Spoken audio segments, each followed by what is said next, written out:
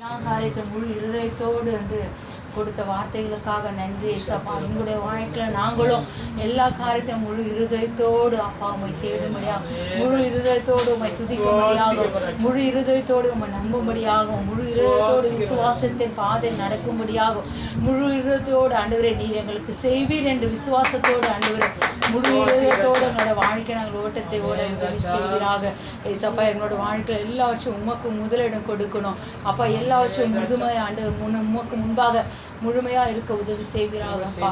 கொடுத்த வார்த்தைகளுக்காக நன்றி நன்றி நன்றி.